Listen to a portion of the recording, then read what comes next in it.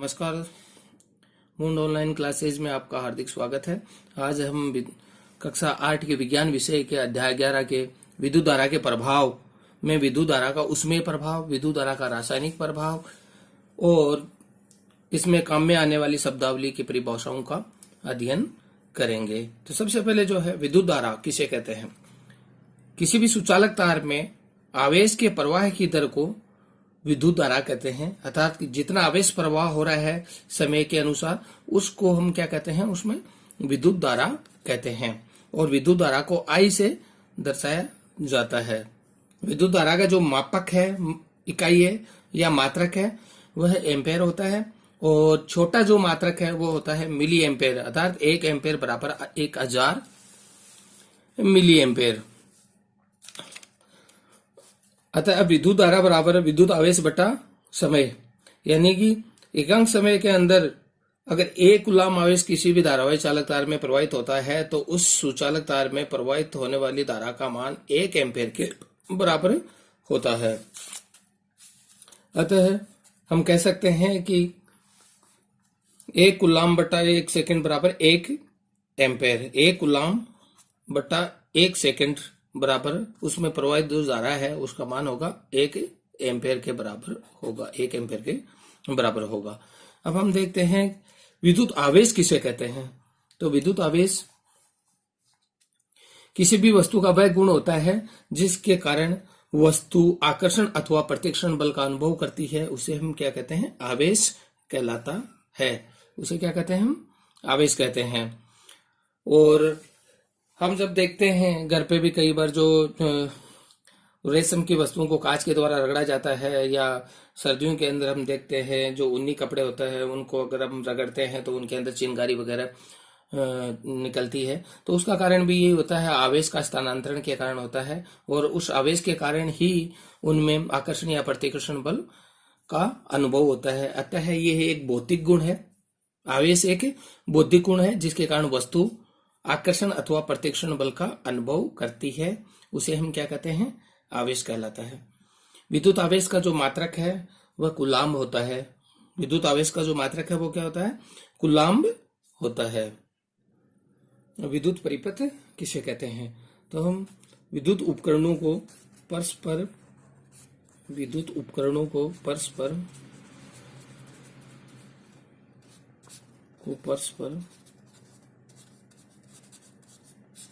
संयोजित करने को, जोड़ने को, संयोजित करना अथवा जोड़ने को क्या कहते हैं, विद्युत परिपथ कहते हैं। विद्युत परिपथ कहते हैं। जैसे हम देखते हैं कि भाई बैटरी से एक बल्ब लगा दिया हमने और बल्ब के साथ में एक अन्य कोई उपकरण जोड़ दिया, कुंजी जोड़ दी, और इस प्रकार से जो ये संयोजन है विद्युत उपकरणों का, इसे ही हम क्या कहते हैं, विद्युत परिपथ कहते हैं। दूसरा जो प्रयुक्त शब्दावली है वह है प्रतिरोध किसे कहते हैं। तो प्रतिरोध विद्युत जो आवेश है उसके प्रवाह के अंदर उत्पन्न होने वाले गतिरोध को हम क्या कहते हैं, विद्युत को हम प्रतिरोध कहते हैं। अर्थात जब किसी भी सुचालक या धारावाही तार के अंदर जब आवेश का प्रवाह होता है तो उसके मार्ग में उत्पन्न होने वाली जो रुकावट है उसे हम क्या कहते हैं, विद्युत प्रतिरोध कहते हैं। और इसको हम आर के द्वारा दर्शाया जाता है। किसके द्वारा दर्शाया जाता है, आर के द्वारा, यानी रेजिस्टेंस। और इसका जो मापक इकाई है और मात्रक है वो होता है ओम। क्या होता है, ओम। विद्युत धारा के प्रभावों के बारे में आगे अध्ययन करेंगे। तो धारावाही चालक तार में विद्युत धारा के प्रवाह के कारण उत्पन्न होने वाले प्रभावों को हम क्या कहते हैं, विद्युत धारा के प्रभाव कहते हैं। क्या कहते हैं, विद्युत धारा के प्रभाव कहते हैं उनको। यानी किसी भी धारावाही सुचालक तार के अंदर जब कोई विद्युत धारा प्रवाहित होती है तो उसमें उत्पन्न होने वाले जो प्रभाव हैं उनको हम विद्युत धारा के प्रभाव कहते हैं। उसमें हम एक है विद्युत धारा का उष्मीय प्रभाव, जब किसी भी धारावाही सुचालक तार में विद्युत धारा प्रवाहित होती है तो वह गर्म हो जाता है और इसे ही हम विद्युत धारा का उसमें प्रभाव कहते हैं। जब किसी भी धारावाही चालक तार के अंदर विद्युत धारा प्रवाहित की जाती है तो उसके मार्ग के में गतिरोध उत्पन्न होता है और उस गतिरोध के कारण ही सुचालक जो तार है वो गर्म हो जाता है और उस गतिरोध को हम प्रतिरोध कहते हैं। और इस गर्म होने को ही विद्युत धारा के प्रवाह के कारण गर्म होने को ही हम क्या कहते हैं, विद्युत धारा का उसमें प्रभाव कहते हैं। इस आधार पर जो युक्ति है, हम जो युक्तियां काम में लेते हैं वो है निमंजन छड़ है, प्रेस है, टोस्टर है और ओवन है आदि, हम इनको काम में लेते हैं। और जो फ्यूज है वो फ्यूज भी विद्युत धारा के उसमें प्रभाव के आधार पर ही कार्य करता है।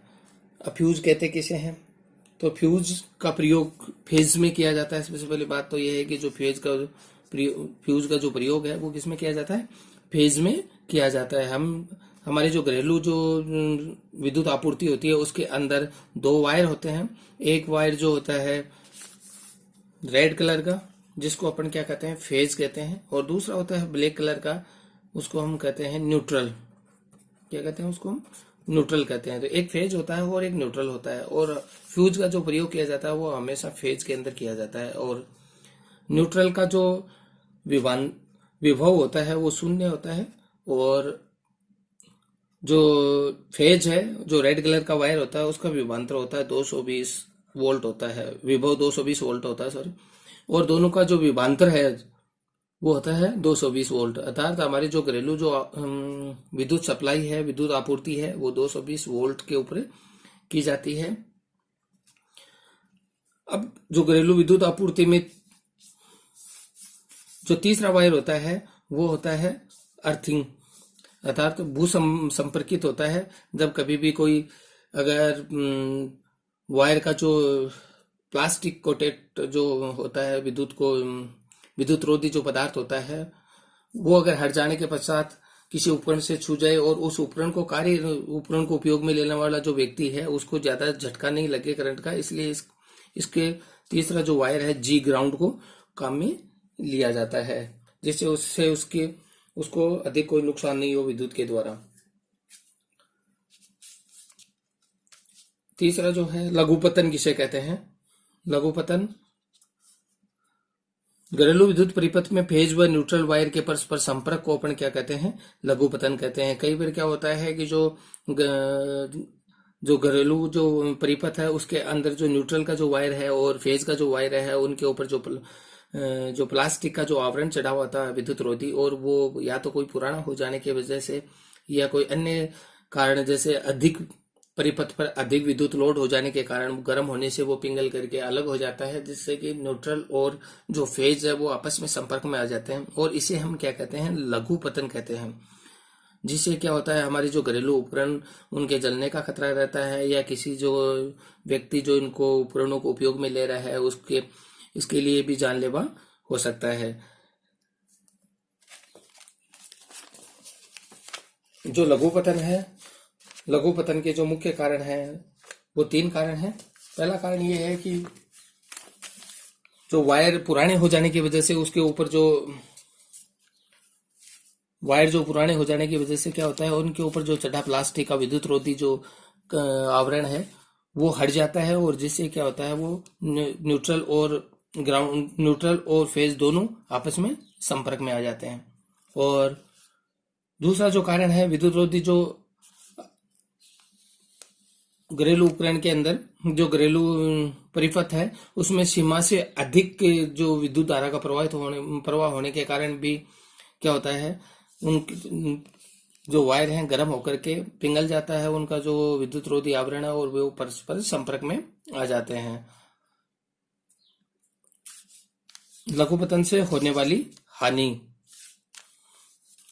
इसको हम घरों में, इसके कारण क्या हो सकता है, लघुपतन के कारण कोई आग लग सकती है, या कोई जो व्यक्ति है जिसको उपकरणों को जो काम में ले रहा है उसे भी करंट का झटका लग सकता है, और जिससे उसकी जान या उसकी जान को हानि का खतरा रहता है।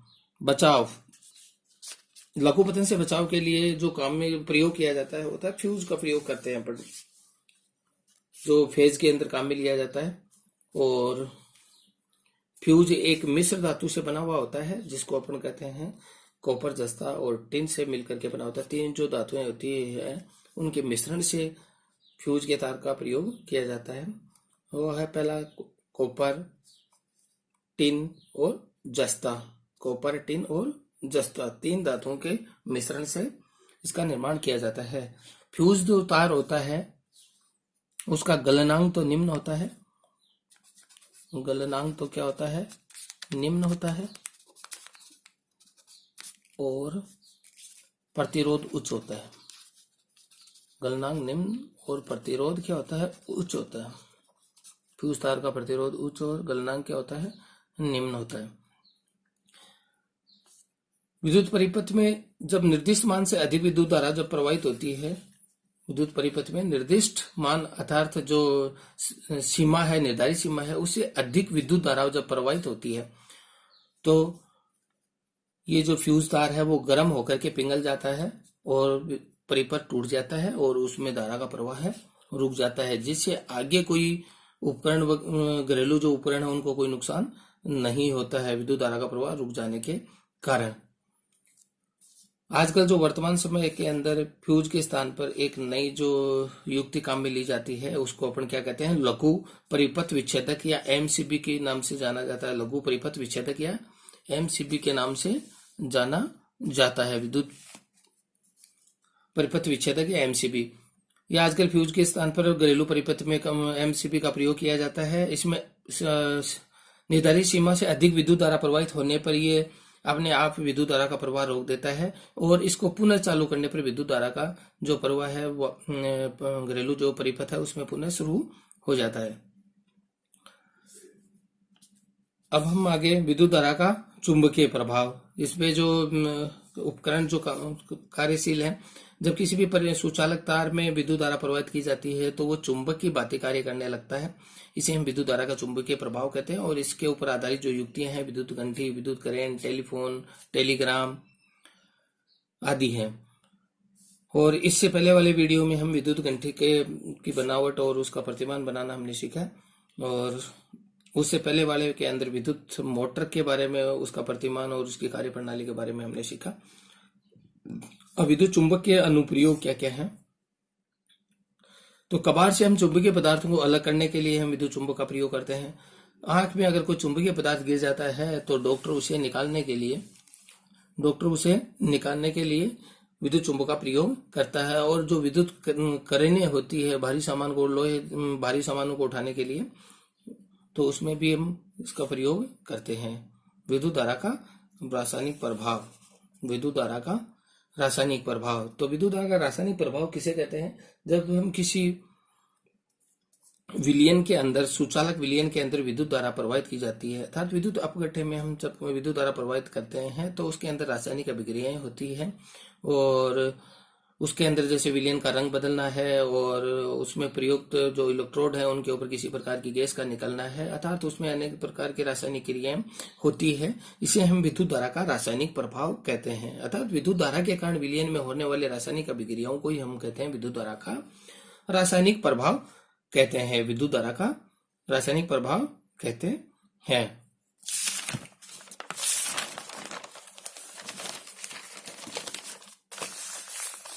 अब हम विद्युत अपघट्य किसे कहते हैं। विद्युत धारा के प्रवाह के आधार पर विलयन दो प्रकार के होते हैं। विद्युत धारा के प्रवाह के आधार पर विलयन दो प्रकार के होते हैं। विद्युत धारा के प्रवाह के आधार पर विलयन दो प्रकार के होते हैं। एक तो होता है अपघट्य, विद्युत अपघट्य, और दूसरा होता है विद्युत अनपघट्य। विद्युत अनपघट्य। सर विद्युत अपघट्य किसे कहते हैं कि वे विलयन जिनमें विद्युत धारा प्रवाहित की जाती है तो वे अपने अवयवों में टूट जाते हैं जिनसे कि वे बने हुए होते हैं। जैसे हम नमक के विलयन के अंदर जब विद्युत धारा प्रवाहित की जाती है तो नमक है जो सोडियम आयन अलग और क्लोराइड आयन में अलग अलग टूट जाता है। जब सोडियम क्लोराइड की जलीय विलयन विद्युत धारा हम प्रवाहित करते हैं तो ये किस में टूट जाता है, सोडियम प्लस और क्लोराइड माइनस आयनों के अंदर ये विभक्त हो जाता है, टूट जाता है। तो ऐसे विलयनों को अपन क्या कहते हैं, विद्युत अपघट्य कहते हैं। और ये विद्युत धारा के अच्छे सुचालक होते हैं। जिनसे ये बने होते हैं उन्हीं के अंदर आयनों में टूट जाते हैं और विद्युत धारा के अच्छे सुचालक होते हैं। दूसरे होते हैं विद्युत अनअपघट्य। तो इसके अंदर विद्युत अपघट्यों में अम्ल है, क्षारों का जलीय विलयन है और लवणों का जलीय विलयन आदि आते हैं। विद्युत अनअपघट्य तो वे विलयन जिसमें विद्युत धारा प्रवाहित करने के अंदर वे अपने आयनों में विभक्त नहीं होते हैं या अपने अवयवों में नहीं टूटते हैं, जिनसे कि वे बने होते हैं।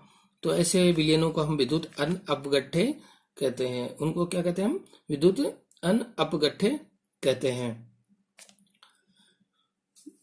तो अब इन विद्युत अनअपघट्य और विद्युत धारा का रासायनिक प्रभाव का अध्ययन करने से पहले हमें इसके बारे में कुछ थोड़ी जानकारी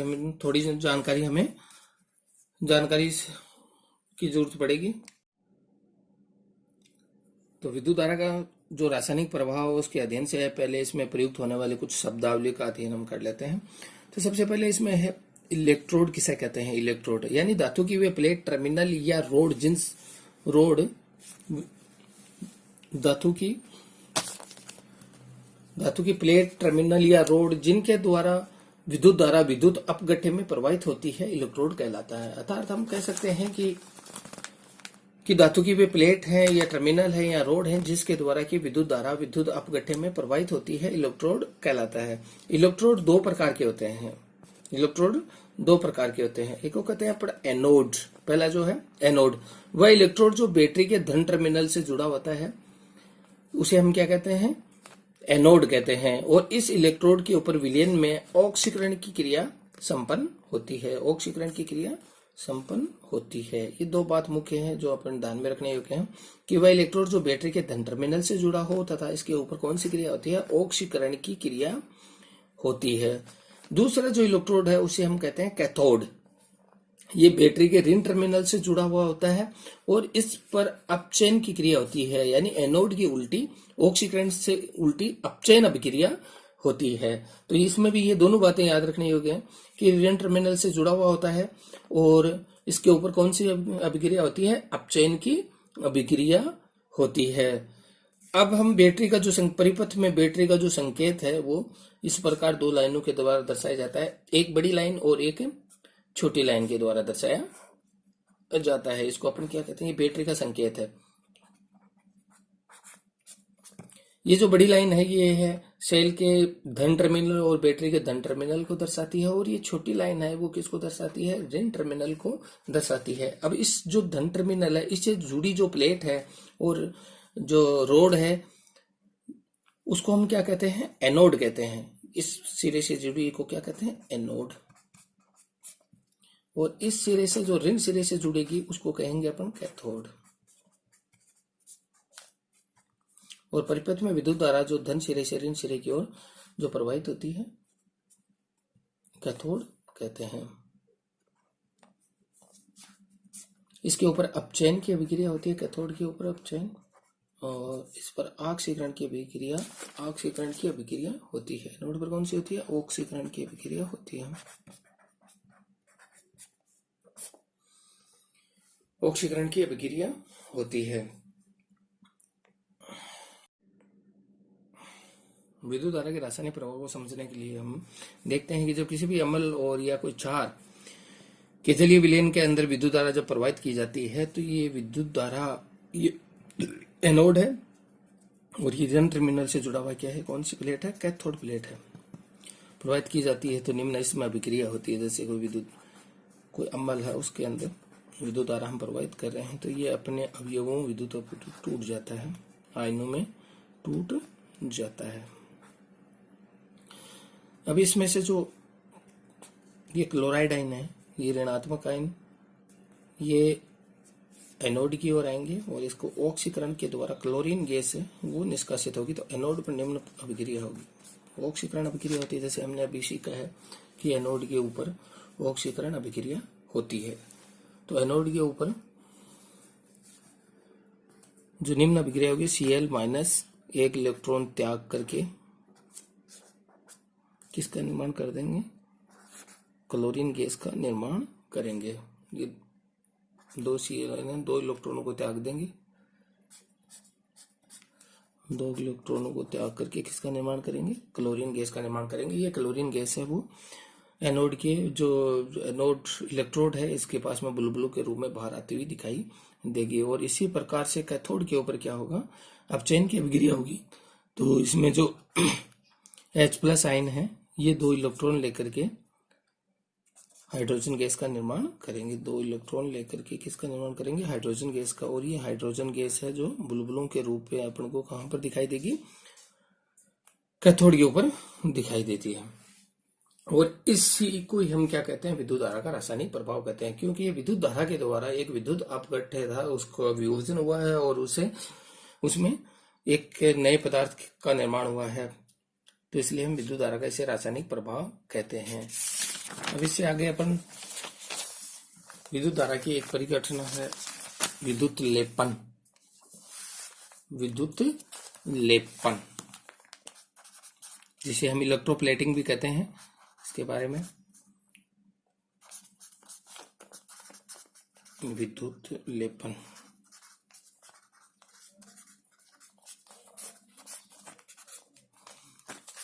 इलेक्ट्रोप्लेटिंग किसे कहते हैं, विद्युत लेपन का मतलब ये होता है किसी भी हम आवश्यक किसी भी वस्तु के ऊपर अपन वांछित धातु की परत को चढ़ाना विद्युत धारा के द्वारा, इसे हम विद्युत लेपन कहते हैं। अर्थात किसी भी जो वस्तु है उसके ऊपर आवश्यक जिसकी हमें इच्छित है आवश्यकता है उस वस्तु की ऊपर परत का निक्षेपण करने को हम क्या कहते हैं, विद्युत लेपन कहते हैं। और विद्युत लेपन जो ये वस्तु की जो परत निक्षेपण होती है विद्युत धारा के द्वारा होती है, इसलिए अपन क्या कहते हैं, इसको विद्युत लेपन कहा जाता है। विद्युत लेपन का कारण क्या है, क्यों करते हैं, तो इसके कारण पहला कारण है किसी भी जो अत्यधिक क्रियाशील जो धातुएं हैं, अत्यधिक क्रियाशील धातुओं को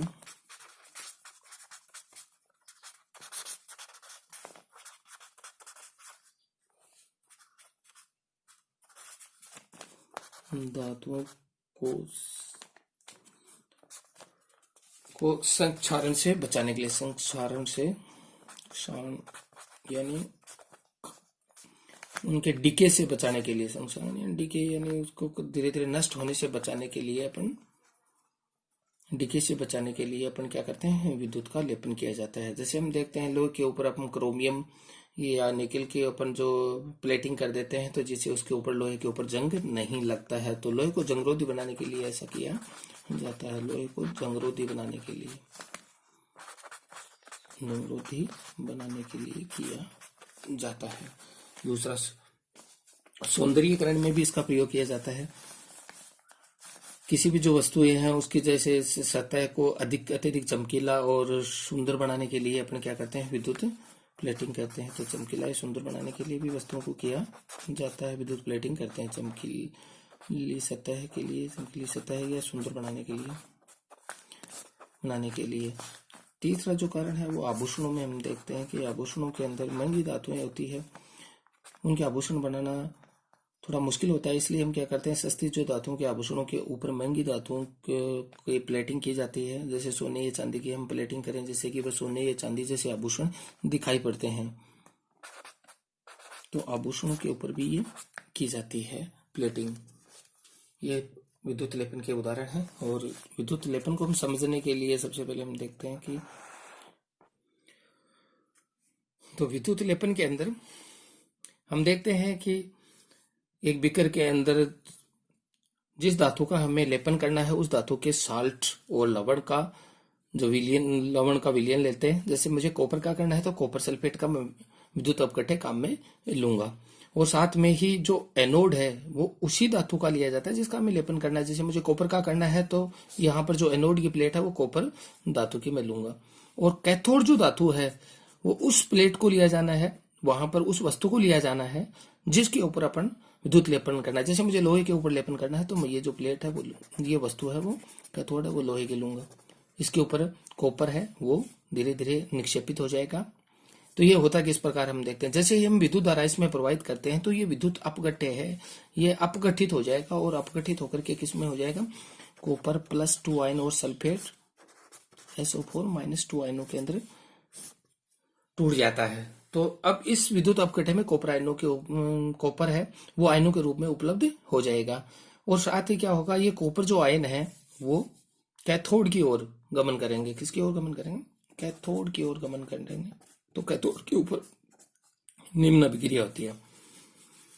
कैथोड के ऊपर निम्न अभिक्रिया होती है। तो कॉपर +2 आयन है, कैथोड के ऊपर जाकर के 2 इलेक्ट्रॉन ले लेंगे।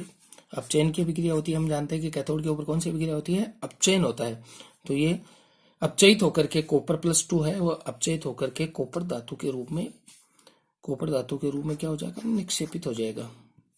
यहाँ पर ये कॉपर धातु के रूप में निक्षेपित होता रहेगा और इसे ही हम प्लेटिंग कहते हैं। अब जितनी मात्रा में जो विलयन से कॉपर आयन निक्षेपित हुए हैं कैथोड के ऊपर, उतने ही आयन क्या होंगे? एनोड से